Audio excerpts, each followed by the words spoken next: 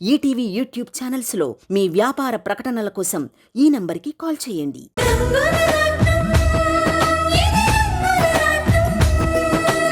అమ్మా రాణి, ఊరు వెళ్తున్నాను, మళ్ళీ 10 రోజుల వరకు రాను.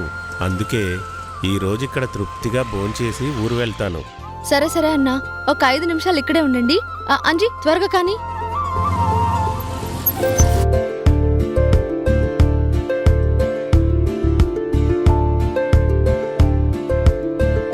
పదరా, ఇక్కడే మనం భోంచేసేది. అదేంట్రా విశాల్, రెస్టారెంట్కి తీసుకెళ్తారని ఇక్కడ తీసుకొచ్చావేంటి? నీకేం చెప్పాను? మంచిగా భోజనం పెట్టిస్తానని చెప్పాను కదా.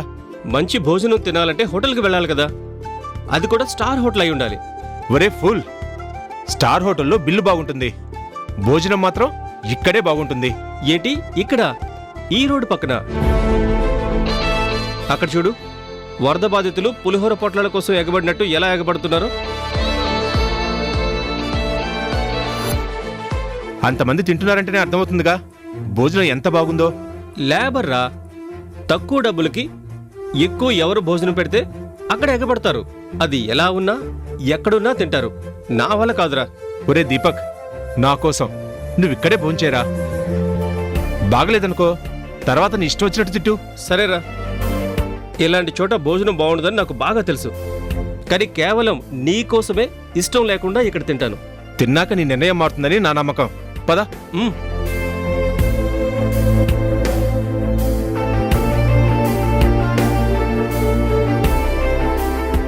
విశాల్ బాబు, బాగున్నావా? బాగున్నానక్క. ఏంటి బాబు, చాలా రోజులకొచ్చారు? ఆఫీస్ పని మీద లండన్ వెళ్ళాను. పిజ్జాలు బర్గర్లు తిని నా నాలుక చచ్చిపోయింది. అందుకే మనస్ఫూర్తిగా మంచి భోజనం చేద్దామని వచ్చాను. ఈరోజు చికెన్ కర్రీ, లివర్ ఫ్రై అద్దిరిపోయింది విశాల్ బాబు, కుమేయండి. చెప్తుంటేనే నోరు ఊరిపోతుంది. అక్క, తొందర పెట్టక్క.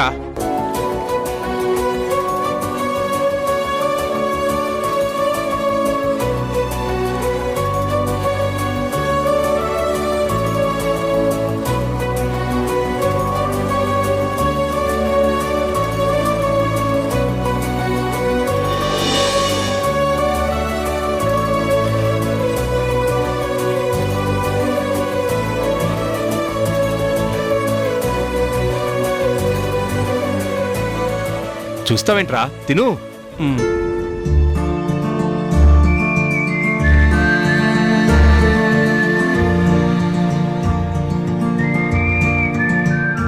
ఎరా, ఎలా ఉంది? అచ్చో అమ్మ చేతి వంటలా ఉందిరా. థ్యాంక్స్ రా, మంచి భోజనం పెట్టించినందుకు. అమ్మ చేతి వంటే కాదు, అమ్మంత ఆత్మీయత కూడా దొరుకుతుంది. అదిగో చూడు.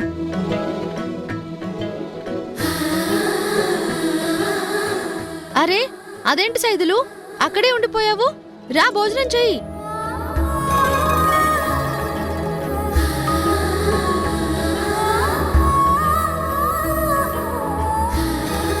ఈరోజు డబ్బులు లేవు రాణి, రేపు తింటాను. డబ్బులు లేవని ఆకలితో ఉంటావా? ముందు అన్నం తిను. నీ దగ్గర ఎప్పుడుంటే అప్పుడివ్వు. దా.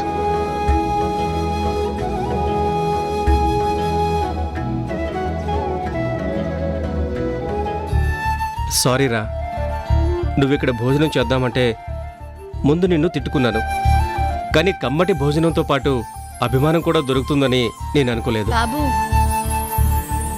రోడ్డు పక్కనున్నంత మాత్రాన చిల్లర మనుషులేం ఉండరు.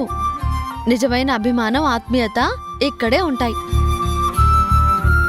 ఎందుకంటే నేను గొప్ప అనే స్వార్థం అస్సలుండదు. నన్ను క్షమించక్క, అన్నం తినేటప్పుడు అమ్మని చూడాలి గాని అన్నం తినే చోటుని చూడకూడదని నాకు ఈరోజు తెలిసిందక్క. మరి మా రాణకంటే ఏమనుకున్నావు? ఎక్కడున్నా అందరికీ అన్నం పెట్టే మహారాణి.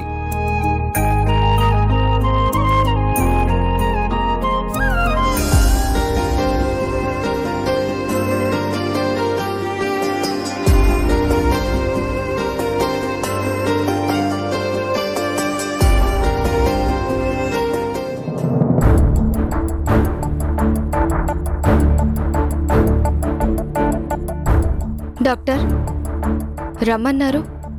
ఏంటి సీత, పిలిస్తే గాని రావా? నా దగ్గరికి రావాలని నీకు అనిపించట్లేదా? పనుంటే తప్ప పనికిమాలిన విషయాల కోసం రావాల్సిన అవసరం లేదు. అదేంటి సీత అలా అంటావు? నా అవసరం నువ్వు తీర్చావనుకో, నీ అవసరం నేను తీరుస్తాను. మనిద్దరం సిరంజీ ఇంజెక్షన్లా, కాంబినేషన్ మెడిసిన్లా కలిసిపోదాం. దాంతో నీ లెవలే మారిపోతుంది. నిన్ను హెడ్ నర్సును చేస్తాను. అంతవరకు ఎందుకు, హాస్పిటల్ మొత్తం నీ చేతిలో ఉండేలా నేను చూస్తాను. దానికి నువ్వు చెప్పాల్సింది ఒకటే, మీరేం చేసినా మీ ఇష్టం సార్, మీరంటే నాకు ఇష్టమని నువ్వు ఒప్పుకుంటే గుట్టుగా పని జరిగిపోతుంది. నీకు గట్టిగా ఫలితం దక్కుతుంది. ఏమంటావు? నేను ఇక్కడికి వచ్చింది వర్క్ నేర్చుకుని మంచిగా పని చేసుకోవడానికి సార్, అంతేగాని పిచ్చి పిచ్చి వేషాలు వెయ్యడానికి కాదు. ఆడవాళ్ల మాటలకి అర్థాలు వేరు సీత. కాదు అంటే కావాలనేగా. ఆడదాన్ని పూర్తిగా అర్థం చేసుకోవాలంటే గొప్ప మనసు ఉండాలి సార్, అంతేకాని మనసు పడితే సరిపోదు. మీరనుకునేలాంటి మనిషిని కాదు. ఆశకి లొంగిపోవడానికి, ఆడంబరాలకి నన్ను నేను అమ్ముకోవడానికి కాదు.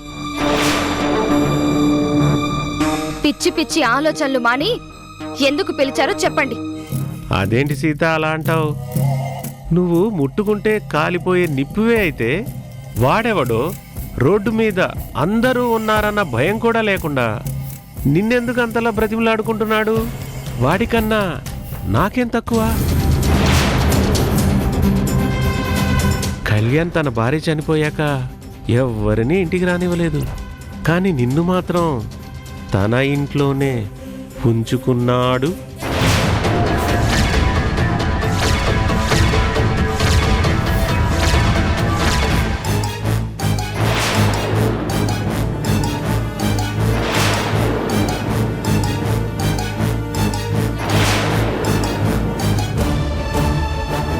మరి వాళ్లతో సర్దుకున్న నువ్వు మరి నాతో సర్దుకోలేవా? ఆలోచించు సీత. చాలా నీచంగా మాట్లాడుతున్నారు సార్. మీ పద్ధతి మార్చుకోకపోతే మీకు బుద్ధి చెప్పే పద్ధతి వేరేలా ఉంటుంది. బుద్ధిగా సర్దుకుపోదామంటే పద్ధతి అంటావేంటి సీత? నిజంగా అంత పద్ధతి గలదానివే అయితే ఇంట్లోంచి పారిపోయేందుకు వస్తావు? నిజంగా అంత పద్ధతిగా ఉంటే భార్య చనిపోయి వయసులో ఒంటరిగా ఉన్న మొగాడింట్లో ఇంత అందంగా ఎలా ఉంటావు? కూర పెట్టిన ఉసిరికాయలా ఊరిస్తున్నావు, కండ పట్టిన జాంపండులా కోరిక రేపేస్తున్నావు. అయినా బ్రతిమలాడుకుంటున్నానా? ఇంత బెట్టి చేస్తున్నావు? ఒప్పుకుంటే లోకువైపోతావనా? అయినా ఇది కూడా బానే ఉంది సీత. పండు చేతికొస్తే తినే రుచికి, శ్రమపడి చెట్టు నుండి కొట్టుకుని తినే రుచికి చాలా తేడా ఉంటుంది.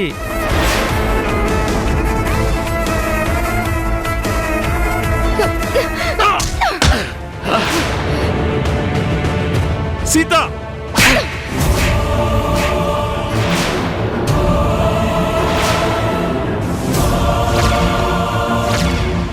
రాత మారిపోతుంది. ఏమనుకున్నావు? ఆడవాళ్ళంటే నీకు మరీ అంత లోకుగా కనిపిస్తున్నారా? పళ్ళు రాలగొడతానేమనుకున్నావు? ఒరేయ్ వెదవా, నీకు జన్మనిచ్చింది కూడా ఒక ఆడదేరా? నీతో జీవితాన్ని పంచుకునేది కూడా ఒక ఆడదేరా? తల్లికి, చెల్లికి, భార్యకి తేడా తెలుసుకోలేదంటే నీకు కుక్కకి తేడా ఉండదు. ఆడది లేదంటే జన్మే లేదురా. కానీ అలాంటి ఆడదాన్ని నీలాంటి మృగాలు జన్మంతా పీక్కు తింటున్నారు. ఇంటి నుంచి వచ్చేసామంటే బరి తెగించామని కాదురా, బంధాల్ని తెంపుకుని ఎంతో బాధతో వచ్చాము అని. కళ్యాణ్ గారు నా మీద కోరికతో తన ఇంట్లో ఆశ్రయం ఇవ్వలేదురా, కొండంత మనసుతో ఇచ్చారు. ముందు అది తెలుసుకోరా వెధవా. ఈ సంగతి ఆయనకి చెప్పానంటే నీ పరిస్థితి ఏంటో ఆలోచించుకో. పవిత్రమైన వైద్య వృత్తిలో ఉన్నాం, పద్ధతిగా ఉండు, లేదంటే ప్రాణాలు తీసేస్తాను. జాగ్రత్త.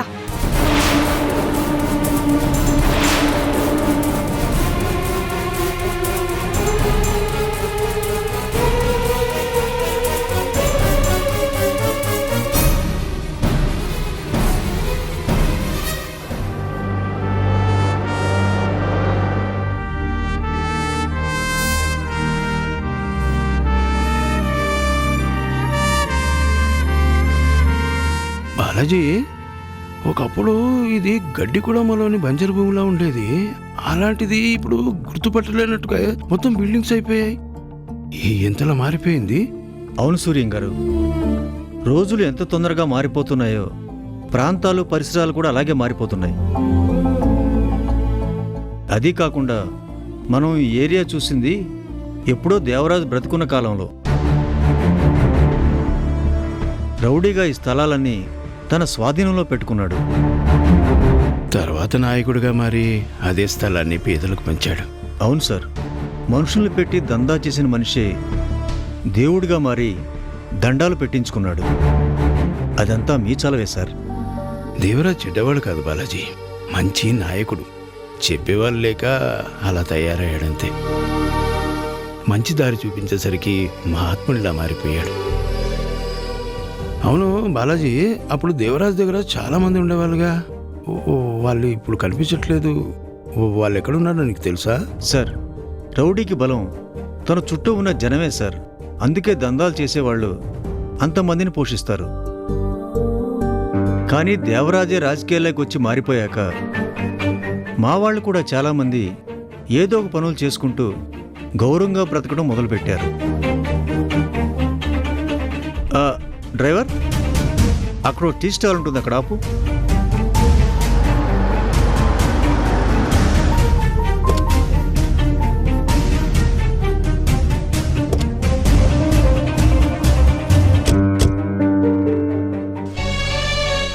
రండి సార్, ఇక్కడే.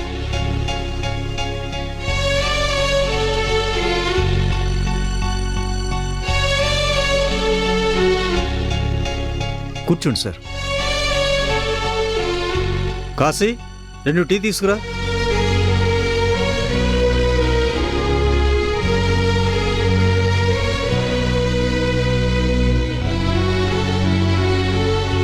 బాగున్నావా బాలాజీ? బాగున్నాను. సార్ని గుర్తుపట్టలేదా? సూర్యం బాబు గారు. సూర్యం బాబు గారే? నమస్కారం బాబు గారు, బాగున్నారా? బాగున్నాను. నువ్వు నన్ను గుర్తుపట్టలేదా బాబు గారు? దేవరాజ్ దగ్గర ఉండేవాడిని కదా. మీరే కదా బాబు మమ్మల్ని అందరినీ మార్చింది. ఓ, నువ్వా కాశీ? చాలా రోజులు అయిపోయింది కదా, అందుకే గుర్తుపట్టలేకపోయాను. ఇప్పుడు ఎలా ఉన్నావు? బాగున్నాను బాబు.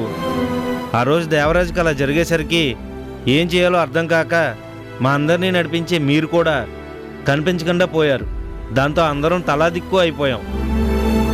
కానీ దందాల జోలికి వెళ్లకుండా ఇలా ఏదో ఒక పని చేసుకుంటూ బతుకుతున్నాం బాబు. చాలా సంతోషం కాశీ. మీరందరూ ఇలా మారి మంచిగా బ్రతుకుతున్నారు. మీరు నా మాటకు విలువిచ్చినందుకు నాకు చాలా సంతోషంగా ఉంది. మిమ్మల్ని ఇలా చూడడం చాలా సంతోషంగా ఉంది బాబు. కాశీ, సీతారామ ఆశ్రమం ఉంది కదా, నేను అక్కడే ఉంటున్నాను. మన వాళ్ళతో చెప్పు, వాళ్లకు ఏ అవసరం వచ్చినా అక్కడికి రమ్మను. అలాగే బాబు.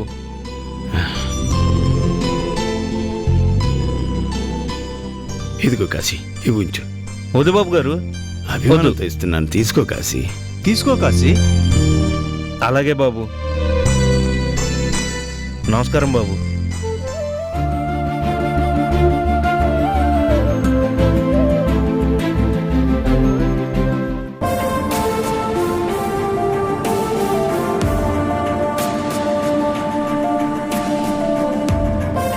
శంకర్, లోపలికి రావచ్చా? అదేంటి మాధవ్, పరాయి వాళ్ళు అడిగినట్టు అలా అడుగుతున్నావు? రండి లోపలికి. కూర్చోండి.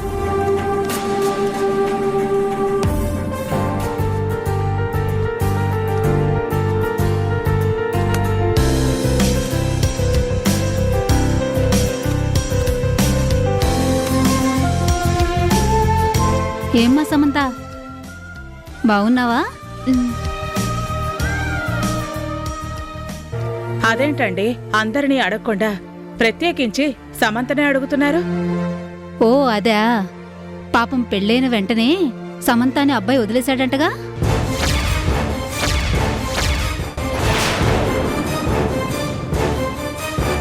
ఇష్టపడి చేసుకున్న పెళ్లి కదా, ఇలా జరిగితే కష్టంగానే ఉంటుంది. అందుకే అడిగాను.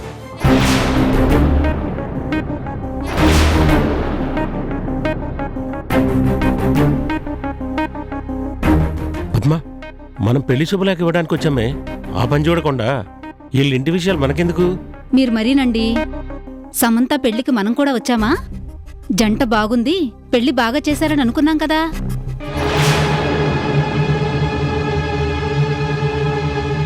మరి అలాంటి వాళ్ళు విడిపోయారంటే బాధగా ఉండదా? అడగాల్సిన బాధ్యత ఉండదా మనకు?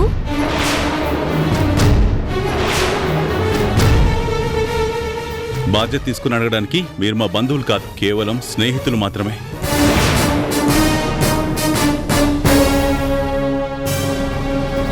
ఎదుటి వాళ్ళ ఇంటికి వచ్చినప్పుడు ముందు వెనక ఆలోచించకుండా ఇలా మాట్లాడడం మంచిది కాదు.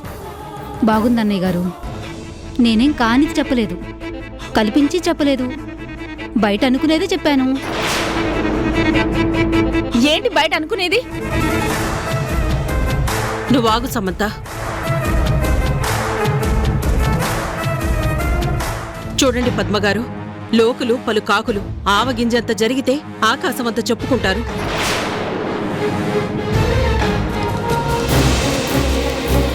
సమంత వంశీలు విడిపోలేదు, కలిసే ఉన్నారు, మా ఇంట్లోనే ఉన్నారు.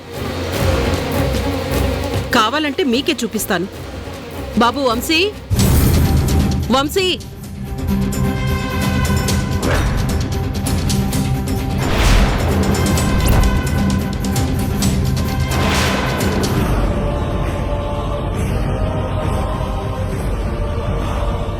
చూశారుగా, నిజంగా విడిపోతే వంశీ ఇక్కడ ఉండడుగా. మీరు ఆడపిల్ల పెళ్లి చేయబోతున్నారు. మరో ఆడపిల్ల గురించి ఇలా మాట్లాడడం అంత మంచిది కాదు.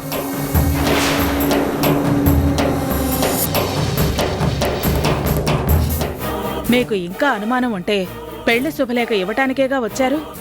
అన్నయ్య వదిన పేర్లు రాయకుండా వాళ్ల పేర్లు రాసి వాళ్లకే ఇవ్వండి.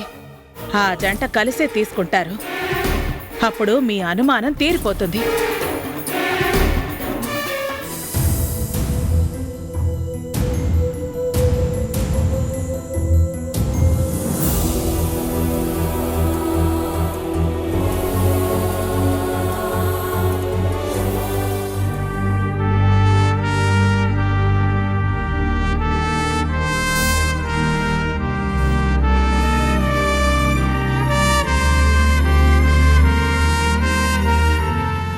బాబు వంశీ, నువ్వు సమంత ఇద్దరూ కలిసి మా మనవరాలు పెళ్లికి రండి.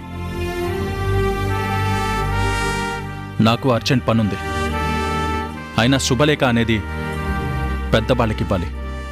కుటుంబం అంతా కలిసి రండి అని చెప్పాలి.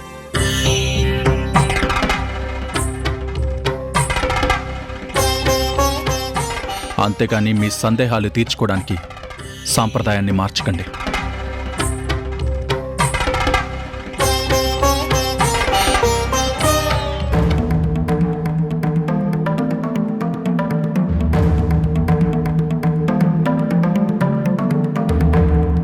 మా వంశీకి సంప్రదాయం విలువలు అంటే చాలా గౌరవం, అందుకే అలా మాట్లాడాడు.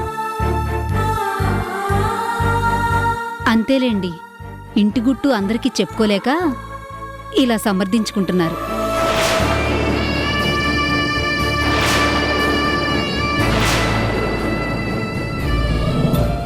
ఒకే ఇంట్లో గదులు వేరువేరుగా ఉన్నట్లు ఒకే ఇంట్లో వీళ్ళు కూడా వేరుగా ఉంటున్నారేమో, ఎవరికి తెలుసు?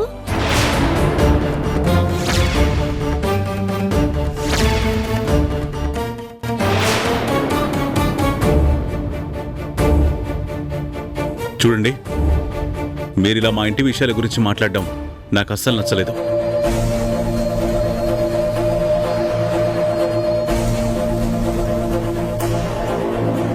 నన్ను క్షమించు శంకర్, పద్మ అనవసరంగా ఎక్కువ మాట్లాడింది.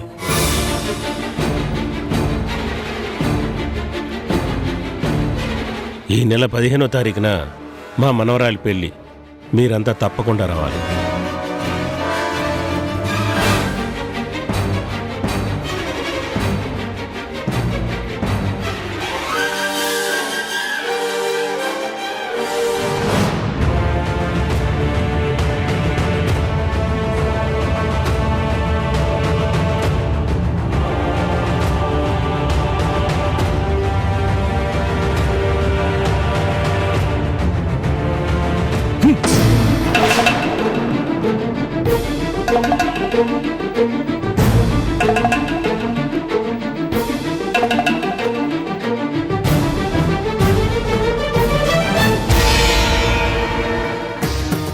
చూసావా గ్రాని, వంశీ నాకు దూరం అయిపోతున్నాడని అందరికీ తెలిసిపోయింది. ఇలా అడ్డమైన వాళ్ళందరూ నా గురించి మాట్లాడుతుంటే చాలా చిరాగ్గా ఉంది. కనీసం వాళ్ళ ముందు నటించడానికి కూడా వంశీ ఒప్పుకోలేదు. అలాంటిది వంశీ నాకు ఎప్పుడు దగ్గర అవుతాడు, ఎలా దగ్గర అవుతాడు గ్రాని? గుట్టుగా ఉండాల్సిన ఇంటి గుట్టు ఇలా బయటికి వెళ్ళిందంటే నీకే పరువు తక్కువ. ఎవ్వరూ తప్పు పట్టరు, తప్పంతా నీదే అంటారు సమంత. అదే కదా నా బాధ కూడా. ఇష్టమైన వంశీ దగ్గరికి రావడం లేదు. నాకిష్టం లేకుండానే ఇలాంటి మాటలు పడాల్సి వస్తుంది. అందరి నోళ్ళు మూత పడాలి అంటే వంశీ నీకు సొంతం కావాలి. దానికొక ప్లాన్ చెప్తాను, తూచా తప్పకుండా చెయ్యి. వంశీ వచ్చి నీ ఒళ్ళో పడతాడు. ఏంటి చెప్పు గ్రాని.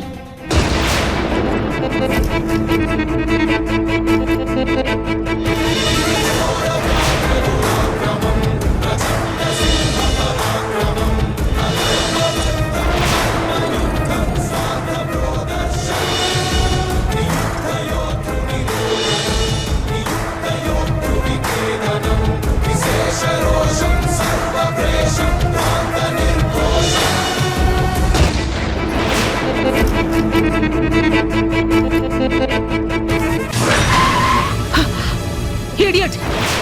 రాంగ్ రూట్లో వచ్చింది మీరు. అన్నా అన్నా ప్లీజ్ అన్నా, టైం అవుతుంది, రా అన్నా, రా అన్నా.